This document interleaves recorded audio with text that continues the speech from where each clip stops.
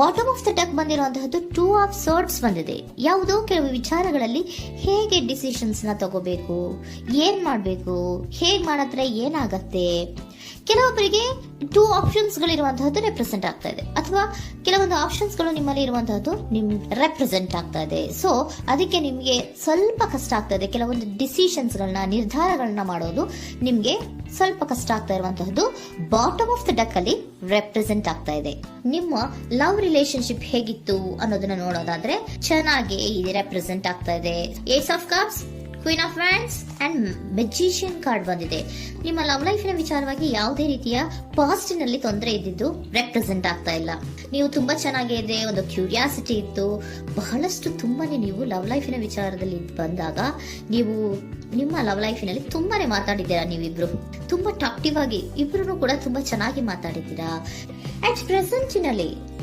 At ಪ್ರೆಸೆಂಟಿನಲ್ಲೂ ಕೂಡ ನಿಮ್ಮ love ಲೈಫಿನ ವಿಚಾರದಲ್ಲಿ ಯಾವುದೇ ರೀತಿಯ ತೊಂದರೆಗಳು ಕೂಡ ಇಲ್ಲೇನು ರೆಪ್ರೆಸೆಂಟ್ ಆಗ್ತಾ ಇಲ್ಲ. The empress card, the emperor and page of swords ಬಂದಿದೆ. ನಿಮ್ಮ ಲವ್ ಲೈಫಿನ ವಿಚಾರದಲ್ಲಿ ಒಂದು ರಾಜ ರಾಣಿ ತರ ರೆಪ್ರೆಸೆಂಟ್ ಆಗ್ತಾ ಇದೆ. ಇಂಪ್ರೆಸ್ ರೆಪ್ರೆಸೆಂಟ್ ಮಾಡೋದೇನೋ ಕ್ವೀನ್ ಅನ್ನ ರೆಪ್ರೆಸೆಂಟ್ ಮಾಡುತ್ತೆ, ಎಂಪರರ್ ರೆಪ್ರೆಸೆಂಟ್ ಮಾಡೋದೇನೋ ಕಿಂಗ್ ಅನ್ನ ರೆಪ್ರೆಸೆಂಟ್ ಮಾಡುತ್ತೆ. ಒಂದು ರಾಜ ರಾಣಿ ಅನ್ನೋ ತರ, ಒಂದು ಮೇಡ್ ಫಾರ್ ಈಚ್ ಅದರ್ ಅನ್ನೋ ತರ ನಿಮ್ಮ ರಿಲೇಶನ್ಶಿಪ್ ಇರುವಂತಹದ್ದು ಅಟ್ ಪ್ರೆಸೆಂಟಿನಲ್ಲೂ ಕೂಡ ಪ್ರೆಸೆಂಟ್ ಆಗ್ತಾ ಇದೆ.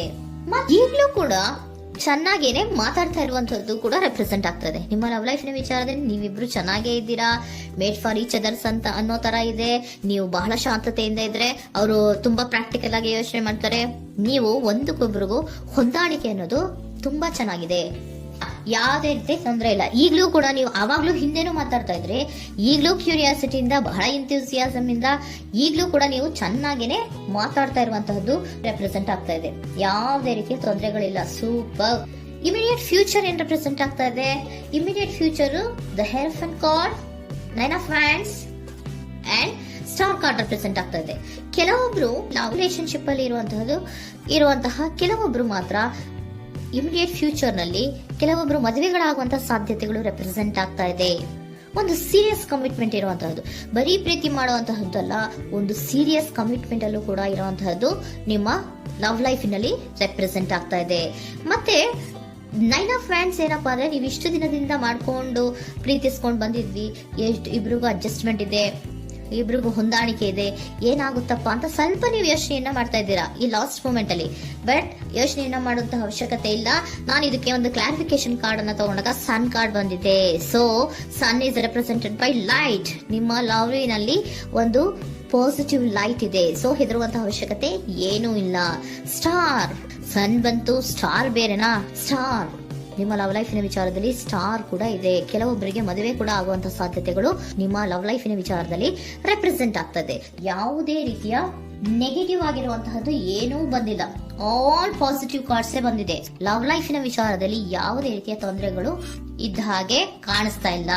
ಬಟ್ ನೀವು ಸ್ವಲ್ಪ ಕೆಲವೊಂದು ಏನ್ ಮಾಡೋದು ಅಂತ ಸ್ವಲ್ಪ ನೀವು ಆಲೋಚನೆಯನ್ನ ಮಾಡ್ತಾ ಇರುವಂತಹದ್ದು, ಸ್ವಲ್ಪ ಕೆಲವೊಂದು ನಿರ್ಣಯಗಳನ್ನ ಮಾಡೋದಕ್ಕೆ ಸ್ವಲ್ಪ ಕಷ್ಟ ಆಗ್ತಾ ಇರುವಂತಹದ್ದು ರೆಪ್ರೆಸೆಂಟ್ ಆಗ್ತಾ ಇದೆ ಅಷ್ಟೇ. ಅಷ್ಟನ್ನ ಬಿಟ್ಟರೆ ನಿಮ್ಮ ಲವ್ ಲೈಫಿನ ವಿಚಾರದಲ್ಲಿ ಯಾವುದೇ ರೀತಿಯ ತೊಂದರೆಗಳೇನು ಇಲ್ಲಿ ರೆಪ್ರೆಸೆಂಟ್ ಆಗ್ತಾ ಇಲ್ಲ. ಏಂಜಲ್ ಗೈಡೆನ್ಸ್ ಏನ್ ಹೇಳ್ತಾ ಇದ್ದಾರೆ? ನಿಮಗೆ ಫಸ್ಟ್ ಕಾರ್ಡ್ ಕೊಟ್ಟಿರುವಂತಹದ್ದು ಏಂಜಲ್ ಗೈಡೆನ್ಸ್ ಅವರು ಇನ್ ದ ನಿಯರ್ ಫ್ಯೂಚರ್, ಸದ್ಯದಲ್ಲಿಯೇ ಎಲ್ಲವೂ ಕೂಡ ನೀವು ಅನ್ಕೊಂಡಿದ್ದ ತರನೇ ಆಗುತ್ತೆ. ಏಂಜಲ್ ಗೈಡೆನ್ಸ್ ಕೊಡ್ತಾ ಇರೋದು ಬಿ ಅಸರ್ಟಿವ್. ಯಾಕೆ ಬಿ ಅಸರ್ಟಿವ್ ಅಂತ ಕೊಟ್ಟಿದ್ದಾರೆ? ಇಲ್ಲಿ ಸ್ವಲ್ಪ ಡಿಸಿಷನ್ಸ್ ನ ಮಾಡೋದು ಕಷ್ಟ ಆಗ್ತಾ ಇದೆ ಅಲ್ವಾ ನಿಮ್ಗೆ, ಸೊ ಎನರ್ಜಿಯಲ್ಲಿ.